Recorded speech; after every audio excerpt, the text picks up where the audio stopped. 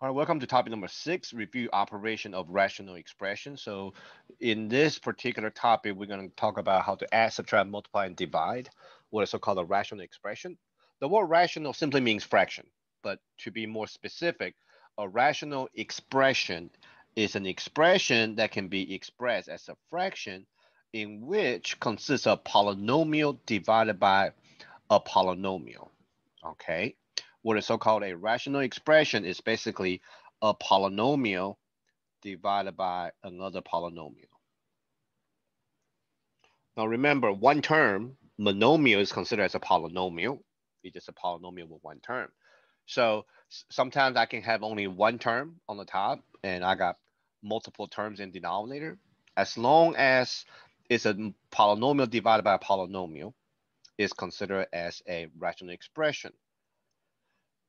Now, if I will say 2x plus 1 over 3, technically this is not a rational expression. This is actually a linear expression. So to be a true polynomial, to be a true rational expression, the denominator need to consist of a variable. So if it's just like a constant, like a 3, technically this can be split up into 2 over 3x plus 1 over 3, which is a linear. Okay. So to be a rational expression, the denominator got to have some sort of variable, in them. Now, as you can recall, denominator of any fraction cannot equal to 0. Okay. Otherwise, the entire expression will be undefined. So for example, if I have a 3 over 0, anything divided by 0 is considered as undefined. Okay. And the reason that is, if I write out as a long division, the divisor or the numerator goes in the inside. The numerator or the dividend goes in the inside. The divisor or the denominator go on the outside. Why anything divided by 0 is undefined? Because 0 times what number up here will actually equal to 3. 0 times what number will equal to 3? Well, it doesn't exist. 0 times anything is a 0. So 0 times nothing ever equal to 3. That's the reason why denominator can never be 0. All right. Now, this example here, consider the following rational expression. Find what we so-called the restrictions on the variable. Restriction on the variable. What that means is find me a number or find me numbers that will actually make the denominator equal to 0. Because that's what we don't want. Okay. We don't want the denominator to be 0. So in order to do that, we need to actually find those numbers that can make the denominator equal to 0. And those will be considered as a restriction. Okay. So basically, I don't want these numbers. All right. Because these numbers I'm going to find here in a minute is going to make my denominator equal to 0, which will give me undefined expression. So the way how we find the restriction is we take the denominator, set it not equal to 0, and solve for x. So once I solve for x, I know what my x cannot be because those numbers for x will actually make the denominator equal to 0. All right. So this is basically a solving what we so called a quadratic equation. Okay. Quadratic equation is where the exponent is square. But the way how we're going to solve this quadratic equation is by factoring.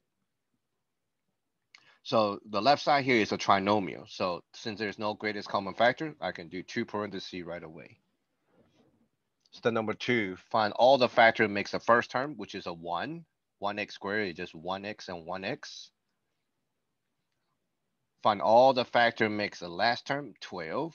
1 times 12, 2 times 6, 3 times 4 should be the last one. So I'm going to try 3 and 4 first. So I put the factor of my first term in the beginning of the 2 parentheses. I put the factor of my last term on the back side of the 2 parentheses. So let's see what my inner and outer is. My outer right now is going to be 4. My inner, 3 times 1x is 3x. So I just write 3. My inner and outer combined, it can give me a 1 in the middle if I subtract. So the last sign, so if you go back to the topic number 5, handouts regarding to how we factor in trinomial. Step number 5, the last sign tells me how I need to get to the middle term. When the last sign is a negative, it tells me my inner and outer must subtract to get to the middle term. When the last sign is negative, it also tells me the choice for the signs inside the two parentheses is 1 plus and 1 minus. Since my middle term is a positive 1, that means I need to give the positive to the bigger of the two inner and outer. So I need a positive 4 and a negative 3. So the outer need to be a positive 4 by 1 times what kind of 4? Positive 4. So this is going to be negative. So when it comes to solving quadratic equation, we got to factor. Once we factor, we set each factor contains the variable equal to 0, or in our case, not equal to 0, and solve for x. So to get x by itself, I'm simply going to move my negative 3 over, and I'm going to move my positive 4 over. So quickly, I can end up with x not equal to 3 and x not equal to negative 4. So these two numbers are my restrictions on the variable, because only these two numbers in the denominator for x will actually make the entire denominator equal to 0. Okay, so that's how we identify, that's how we find the restrictions on the variable. Now, later on the semester, in other topic, these are called, these will be called a different name. I will move away from calling them the restriction on the variable. I would say those are the restrictions on the domain. Okay, and then they also got other name for it. So we'll talk about a lot of this throughout this semester. All right, it is very important when it comes to simplifying or reducing a rational expression. The numerator and the denominator must be one term over one term when we actually simplify or reducing a rational expression. It's got to be one term over one term. That's one of the biggest things. So right now, if you look at this problem, okay, we want to simplify or reduce to the lowest term. So right now, I got 3 terms on top. I got 2 terms in the bottom. So I cannot simply just start crossing them off. Okay, that doesn't work like that. You got to make sure the numerator and denominators are one term over one term before you can simplify.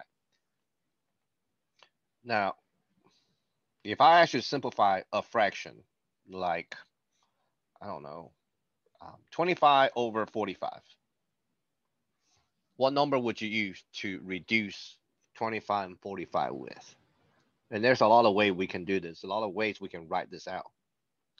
Most people would just say, okay, most of them would say, okay, we can reduce 25 and 45 by 5, right? We can reduce them by 5. So if I reduce them by 5, I should get 5 on top, 9 in the bottom. Okay, 5 over 9. So we learned this when we were, when students are very, very young. Another way to write this out is by simply write 25 and 45 in prime factorization. You break them down by using prime numbers. So 25 can be written as 5 times 5, because 5 are prime numbers. 45 can be written as 9 times 5. But 9 can also be split apart as a 3 times 3. So if you look at it, top and bottom, the 5s can actually cancel each other out, right? That's why I can reduce 25 and 45 by 5. But notice, this is all multiplication. Multiplication between anything is considered as one term. So that tells us that the only time I am allowed to reduce my fraction or simplify my fraction is when I have one term over one term. So for our problem, we would just have to factor, because factoring can take us from 3 terms into 1 term. So this is a trinomial.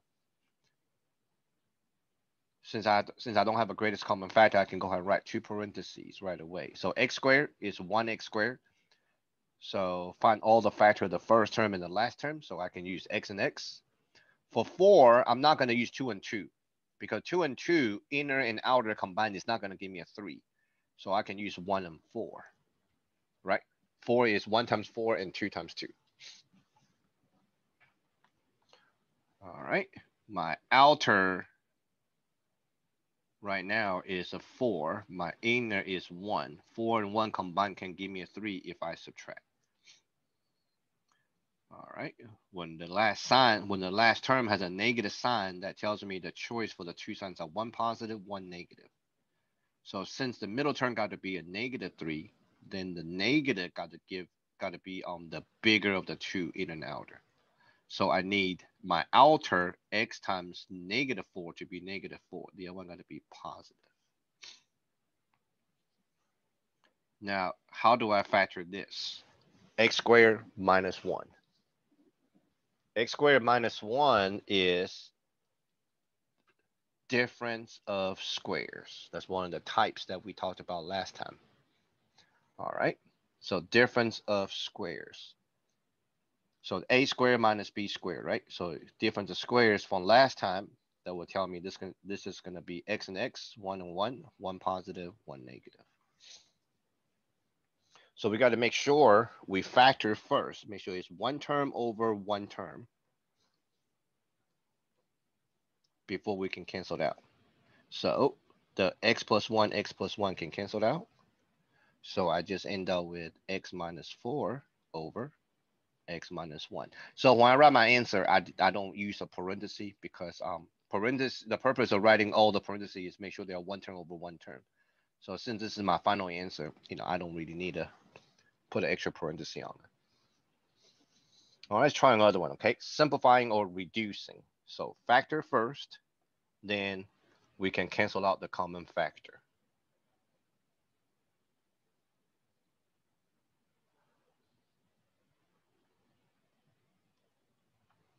I want to do this on this. I can do it in here. 12 normally. I'm thinking 3 and 4. Right, because my middle term is only a 1, so my inner and outer got to be very close to get a 1. So since I need since my last sign is negative, right now my outer is 4, my inner is 3. 4 and 3 combined can give me a 1 if I subtract. So when the last sign is negative, my choice for the sign is 1 positive, 1 negative. So to be a positive 1 in the middle, I need positive 4 and negative 3. So the outer need to be 1 times positive 4. The inner is minus 3x, or negative 3x. This is actually called the perfect square binomial. We kind of reviewed it a little bit. Perfect square binomial, a squared plus 2ab plus b squared is equal to a plus b whole thing squared. Okay, and the reason why I know that this might be a perfect square binomial, because the characteristic of a perfect square binomial is where the first term and the last term are perfectly squared. So 16 is 4 squared. So we can still factor this like a regular trinomial by simply say, okay, x squared in the front will be x and x. 16, what times what is 16? Most people come to mind, 4 and 4. Since the last sign is positive, the inner and outer got to be added. So my outer is 4x, my inner is 4. Combined will be 8. So when the last sign is positive, the choice for the sign is plus plus or minus minus. So in our case, it got to be plus plus. So the factor that can cancel out are x plus 4 and x plus 4 can be canceled out. So I just end up with x minus 3 over x plus 4.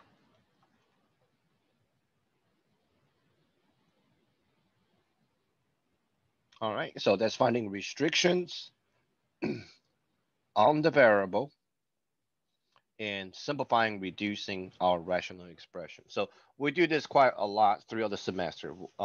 We will have a topic alone just on rational function later on.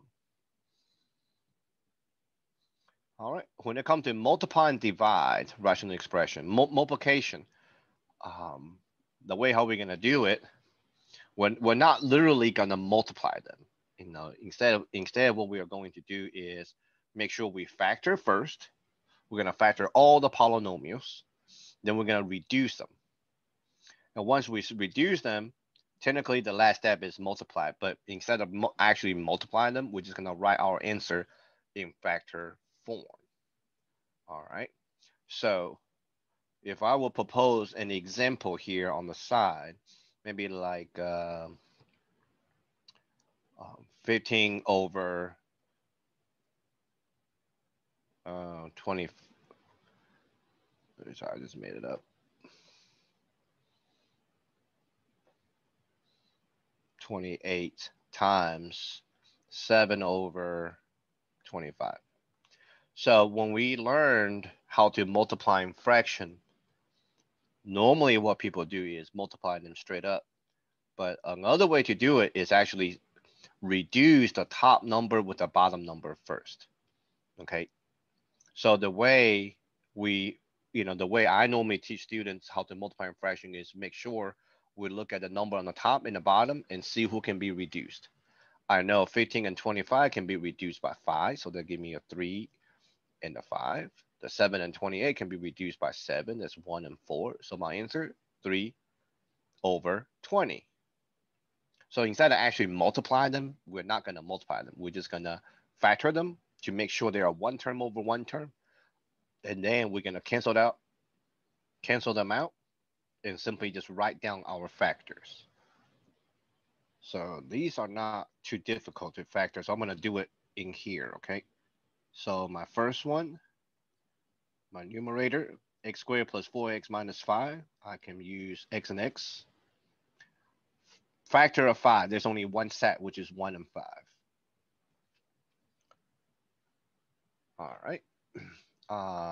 My inner and outer. My outer right now, 1 times 5 is 5. My inner 1 times 1 is 1. 5 and 4 combined will be 4 in the middle if I subtract. So when I need to subtract, the choice for the sign is 1 positive, 1 negative. So since the middle term got to be a positive 4, I need a positive 5 and a negative 1 for my inner and outer. So as you can see, the outer need to be a positive 5 by 1 times positive 5. Okay, the other one is negative. All right, 4x squared minus 1. So that is another difference of squares. You got to be able to recognize the difference of squares. Two terms. Both terms are perfectly squared and with the subtraction sign in the middle. So that difference of square will tell me that this is going to be 2x plus 1, 2x minus 1. This numerator 2x minus 1, there's no greatest common factor other than 1. So to make sure that this is actually written as one term, we're going to say 2x minus 1 in the parentheses to indicate that I did try to factor out a 1.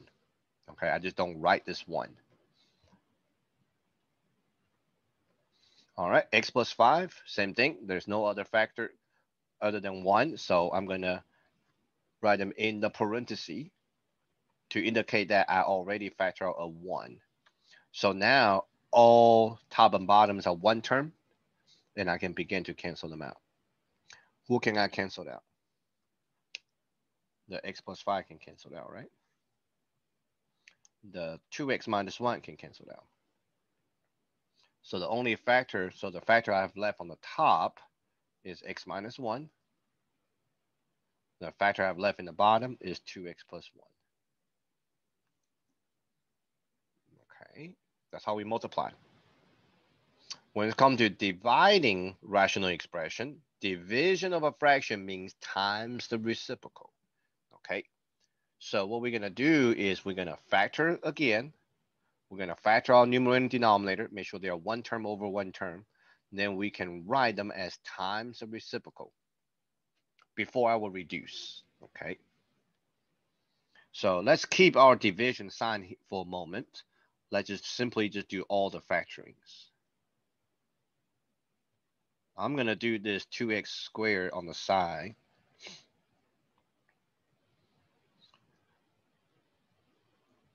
Get away from my main part of the body. All right, there's no greatest common factor, so I know I can use 2x and x. All right, 6, factor of 6, 1 times 6, 2 times 3. So, like I mentioned before, if I use 2 and 3, this 2 cannot go with the 2x because that will give me a greatest common factor I don't have. So naturally, I will put the 2 with the x, the 3 with the 2x. So now my outer is 3, my inner is 4. 3 and 4 combined will give me a 1 in the middle if I subtract. All right, so since the last sign is subtraction, the choice for the sign is 1 positive, 1 negative. And I need a positive 1 in the middle, so I got to have a positive 4 and a negative 3. So the outer need to be negative 3 by 1 times negative 3. All right, the other one, positive. So the 2x squared plus x minus 6 can be factored as x plus 2, 2x minus 3. Denominator, x squared minus 1, another difference of squares. So as you can see, I love difference of squares. I always throw that in. So that's x plus 1 times x minus 1. All right, x squared minus 4, again, difference of squares because those both terms are perfect square terms. So that gave me x plus 2, x minus 2. This is a perfect square binomial. I'm going to factor like a regular trinomial. X squared is going to be x and x. Last term is 1, so the factor of 1 is going to be 1 and 1. All right, since both of the since my middle term is positive 2x and the last one is positive, so I would make sure I would use both positive here. I can't use a negative because a negative, an inner and outer -1 will actually give me negative 2x. So in order to come up with a positive 2x, both of these got to be positive. So that's division, right? Division of a fraction means times the reciprocal. So that means a second fraction times reciprocal means a second fraction got to be flipped. So the first fraction stays the same.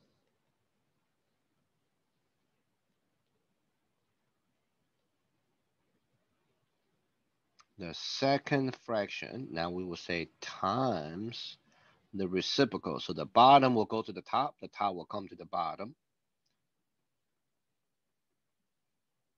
Over x plus 2 times x minus 2.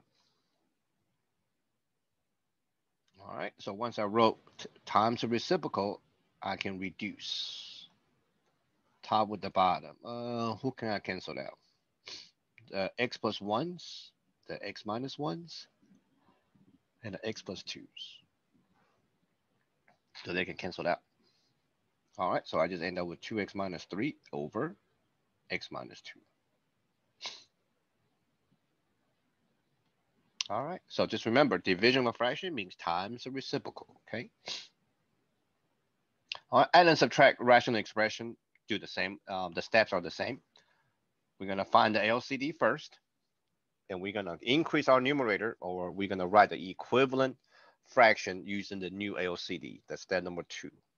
Simplify the numerators, and sometimes once we simplify numerators, sometimes we can, if we can factor the numerator and the denominators, we will do that just to see if we can reduce them or not. Okay, so that's why I put step 4 and 5 in the parenthesis, because if the numerator after we simplify is not factorable, or if it cannot cancel out with the denominator, then after step number 3, that would be our answer.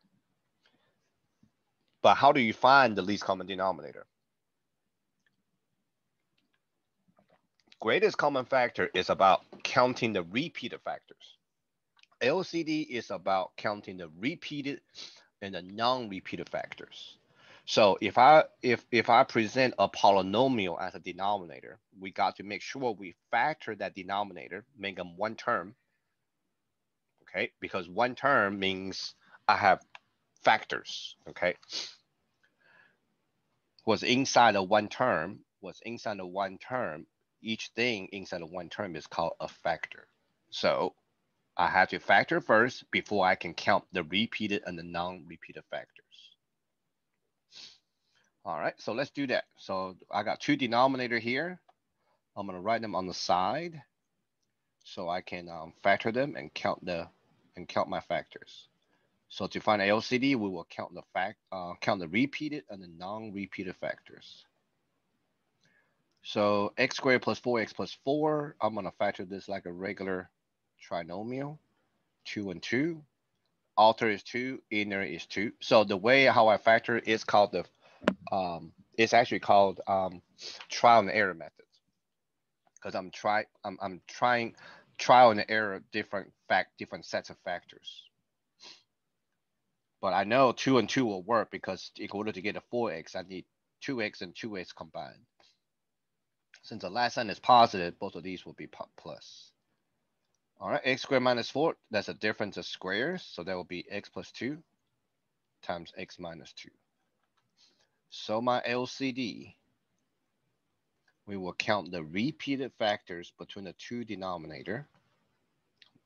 Okay, these two repeated between the two denominator, we only count that one time. This x plus 2 did not repeat with another denominator, we count that one time. This x minus 2 did not repeat with another denominator's factor, we count that one time. So my LCD is x plus 2 times x minus 2.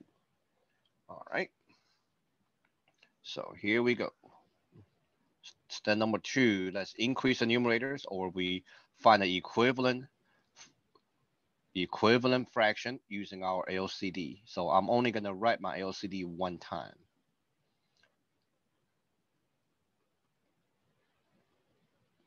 And without writing so much other stuff, I'm just going to kind of say it, okay? I'm going to kind of say it because this can get real messy. You know, if I actually roll it out, it can actually be real messy. So instead of writing it out, I'm simply going to say it, okay? X squared plus 4x plus 4, okay? Right up here is my first denominator. So the way how we increase the numerator is look at what the LCD has. Look at what the LCD has that the first denominator do not have. What is your first denominator missing as compared to the LCD? It's missing x minus 2, right? So the x minus 2, so we take what's missing times the numerator. Okay. So technically, if I roll it out, the first fraction need to be written as 6 times x plus 2 times x plus 2. The LCD is x plus 2 times x plus 2 times x minus 2. So so x plus 2 times x plus 2 will go into the LCD x plus 2 x minus 2. How many times? X minus 2 times. So that is what I will actually, so that will be multiplied by the 6, right? To go from the old denominator to become the new LCD, the old denominator need to times by x minus 2 times. So the numerator will always do the same thing. Okay, so instead of writing all this, okay, instead of writing all this out, we can simply just say it by comparing what the LCD has, what our old denominator has. So for the second one, minus 2 times, what does the LCD has that the second denominator do not have? In other words, the second denominator will go into the LCD how many times? Well, the second denominator is missing one of the x plus 2. So we take that times the numerator, -2. There you go. So from here, we simplify the numerator. And I'm going to do this on the side, okay? Make sure we do this on the side. Get away from the main part of the body. So my numerator is now 6 times x minus 2 and -2 times x plus 2. So I got two terms. Both the terms got to do distribution. So that would be 6x, -12. -2 times x is -2x. -2 times +4. +2 is -4. So that should give me 4x minus 16. Okay, so this is currently my numerator. All right, I'm gonna do step number 4. I'm gonna try to factor this, and just maybe I can get lucky where what I factor can be reduced with the denominator. So the greatest common factor, this is not a trinomial, this is just a regular greatest common factor. The greatest common factor between these two terms are 4, so that will be x minus 4. All right, so if I factor the numerator, does this two factors look like anything down here? The answer is no. So there's nothing can be reduced. So I'm gonna say the final answer is just gonna be 4x minus 16 over x plus 2, x plus 2, x minus 2.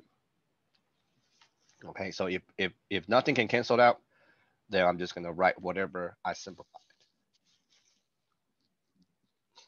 All right, I might have mentioned this before. I can't remember. I've been saying it a lot lately.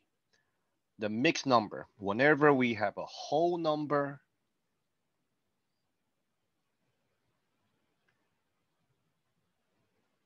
combined, whole number combined with a fraction. This is technically what a mixed number is. A mixed number like 2 and 3/4, for example.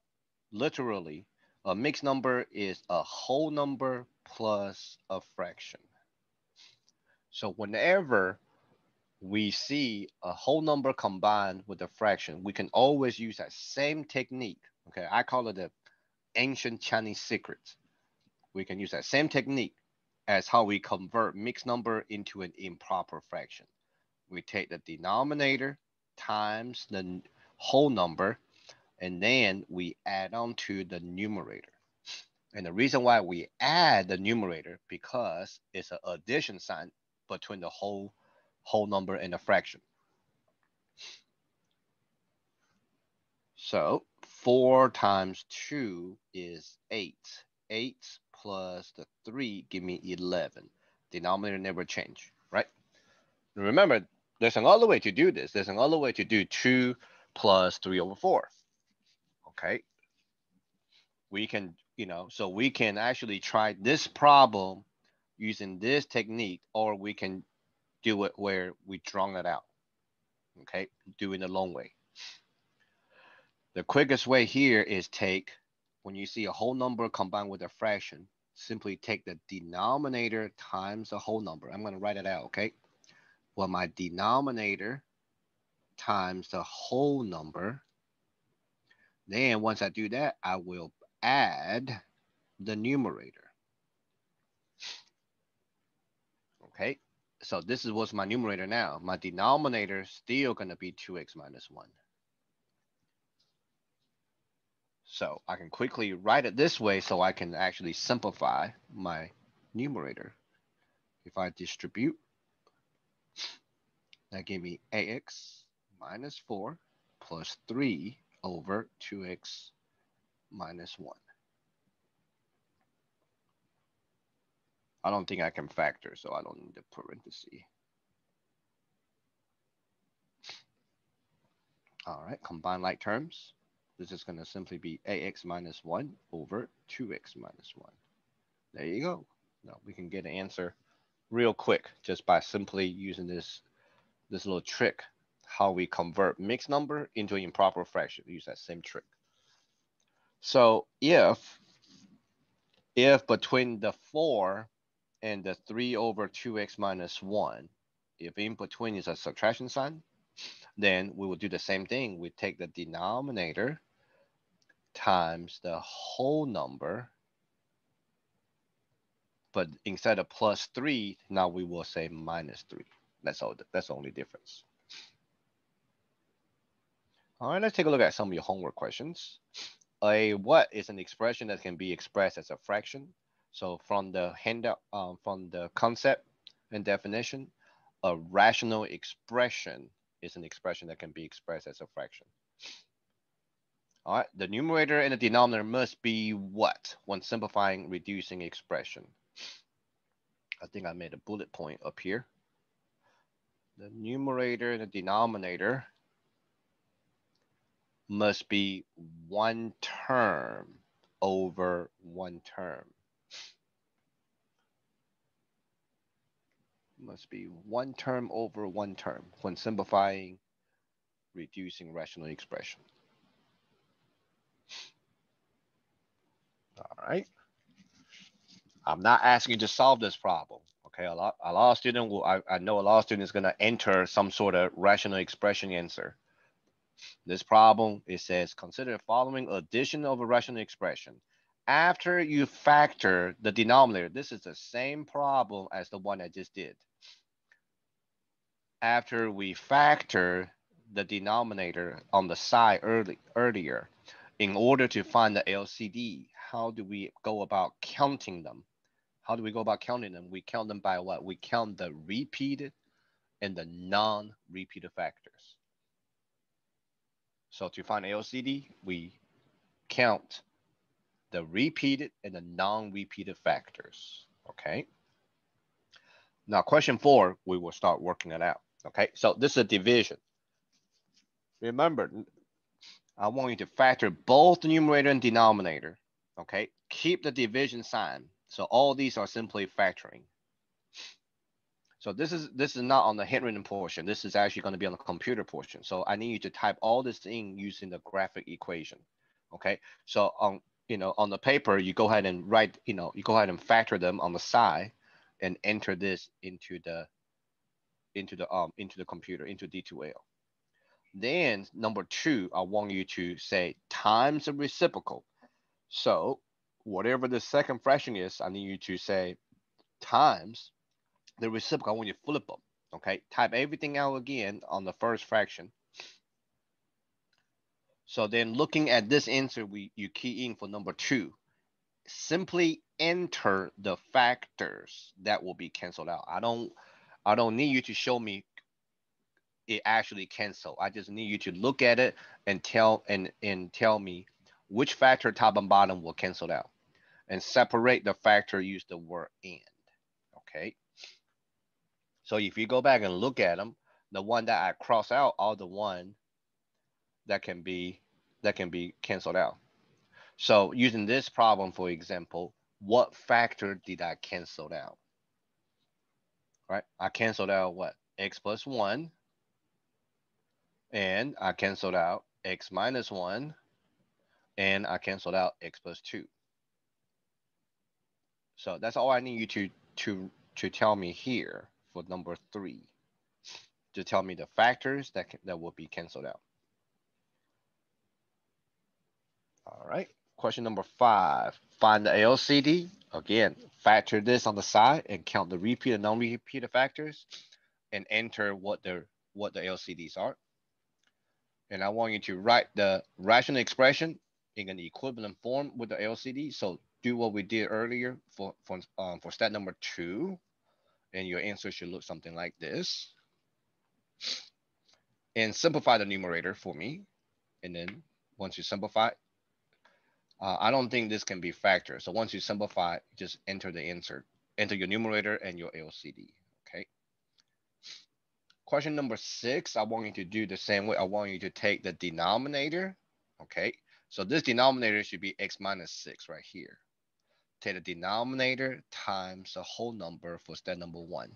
So this is going to be x times parenthesis x minus 6, right? Take the denominator times the whole number, then plus the numerator. then all you gotta do is just simplify the numerator for me and then enter the numerator and the denominator. Okay. All right. So just a real quick review on how to add, subtract, multiply, divide rational expression and finding its restriction on the variable.